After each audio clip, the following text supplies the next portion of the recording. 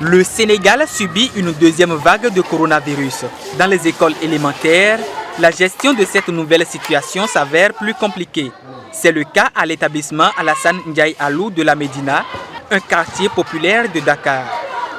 Les mesures prophylactiques qui ont été prises lors de la première vague n'ont pas été prises lors de cette seconde vague, pour dire la vérité. En termes de dotation de matériel, de détergents, de prophylaxie, nous avons reçu quelque chose, mais qui est un peu infime. Les moyens d'accompagnement font certes défaut dans la riposte à la hauteur de la nouvelle vague. Mais cela n'empêche pas Madame Diop à redoubler d'efforts dans la lutte avec ses apprenants. Ils se sont cotisés.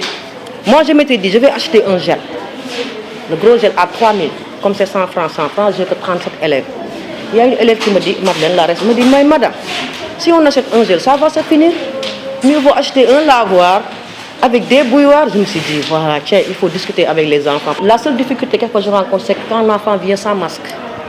Parce qu'il n'en a qu'un seul. L'institutrice a réussi à faire de ses écoliers de véritables ambassadeurs du respect des gestes barrières, ce qui est le seul palliatif contre la propagation du virus. Ici, c'est CM1A. On lave les mains avant d'entrer, on met du gel, on porte une masque, on respecte la distanciation sociale. Avec cette deuxième vague de contamination au coronavirus, le Sénégal a enregistré son premier cas d'élève testé positif.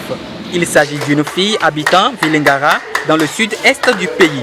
Le ministre sénégalais de l'Éducation, pour sa part, compte accentuer la riposte pour des enseignements et apprentissages dans les meilleures conditions.